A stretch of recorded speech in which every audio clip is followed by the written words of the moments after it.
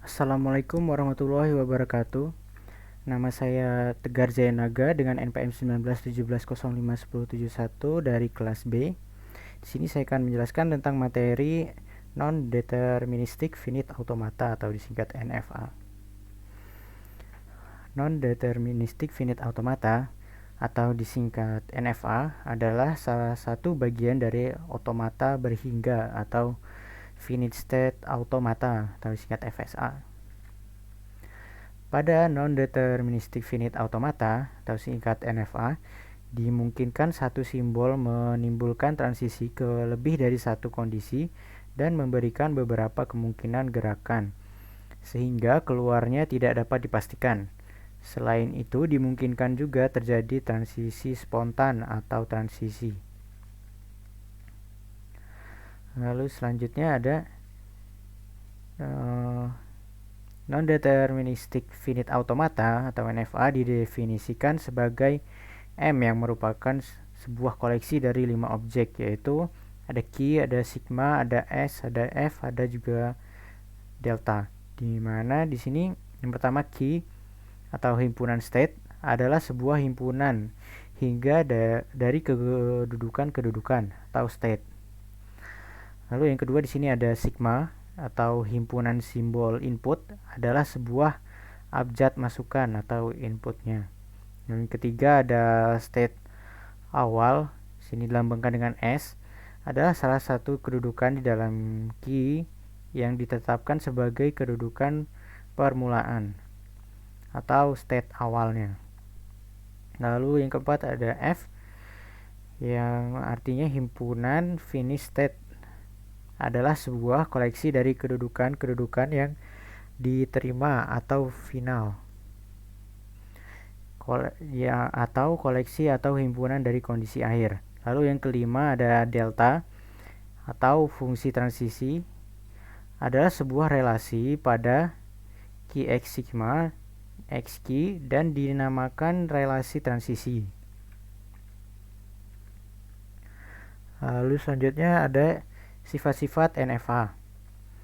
Non-deterministic finite automata memiliki sifat, yaitu yang pertama, NFA memiliki kemampuan untuk berada di lebih dari satu M-state pada saat yang bersamaan.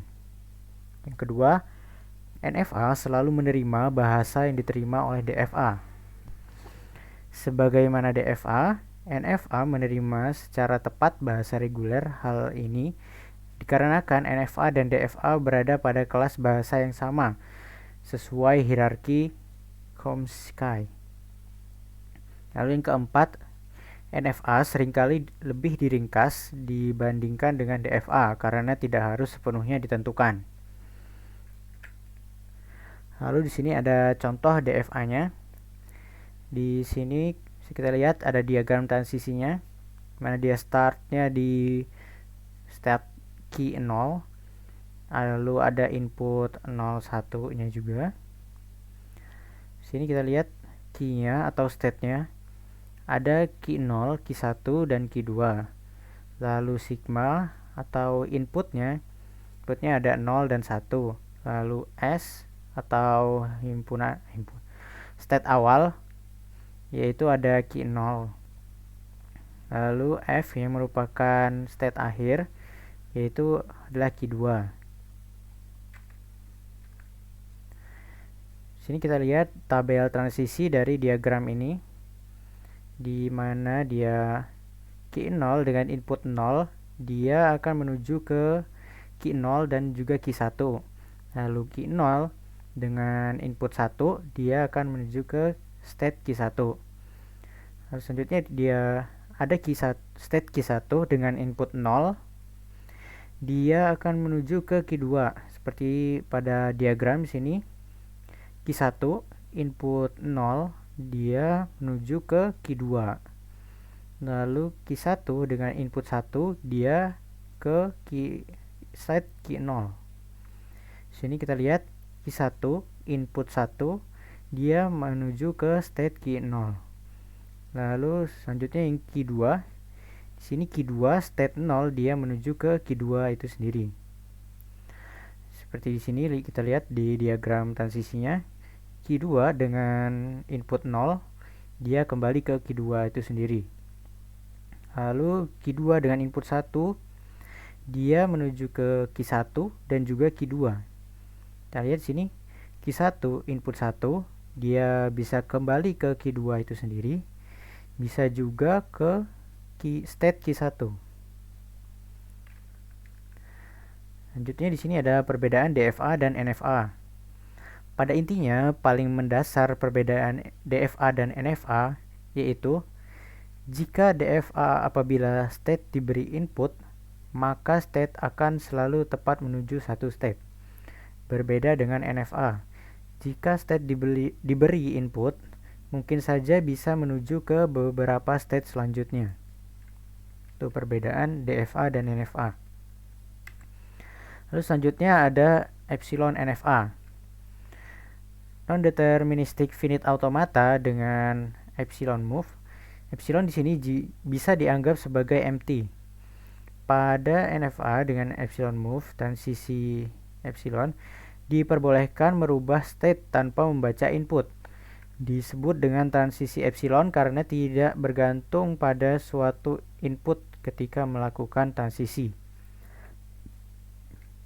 Di sini kita bisa melihat contoh konversi atau mengubah dari epsilon NFA ke NFA tanpa epsilon atau NFA biasa.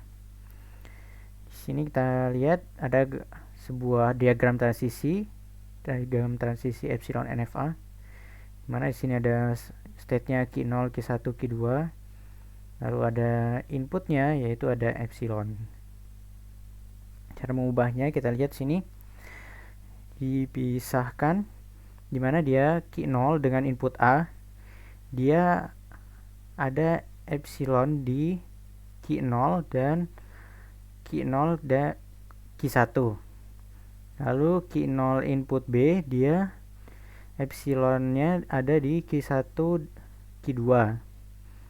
Lalu masuk ke Q1 input A, dia tidak ada epsilonnya. Lalu yang Q1 yang input B, dia epsilon ada di Q1 Q2 menuju Q1 Q2.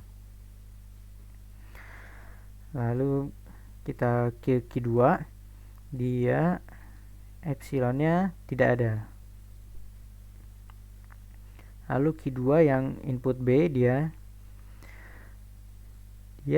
epsilonnya terdapat Q1 Q2 dan juga Q1 Q2. Jadi di sini kita bisa lihat dia tabel transisinya di sini yang sudah menjadi NFA, di mana dia Q0 input A, dia menuju ke Q0 dan Q1. Kita lihat Q0 dengan input A, dia akan kembali ke I0 dan menuju ke Q1. Lalu Q0 input B, dia akan menuju ke Q1 dan Q2. Q0 input B, dia akan menuju ke Q2. Q0 input B juga bisa menuju ke Q1. Lalu Q0 input A, dia tidak ada. Di sini kita lihat Q1 input A tidak ada. Lalu Q1 input B, dia menuju ke Q1 dan Q2. Ini Q1 input B, dia kembali Q1 dan input B juga bisa ke Q2. Lalu Q2, untuk Q2 dia untuk input A nya tidak ada. Lalu untuk input B nya Q2, dia bisa menuju ke Q1 dan Q2. Ini input B ke Q2 lagi. Lalu input B juga ke Q1. Terima kasih atas perhatiannya. Apabila ada kesalahan mohon maaf. Wassalamualaikum warahmatullahi wabarakatuh.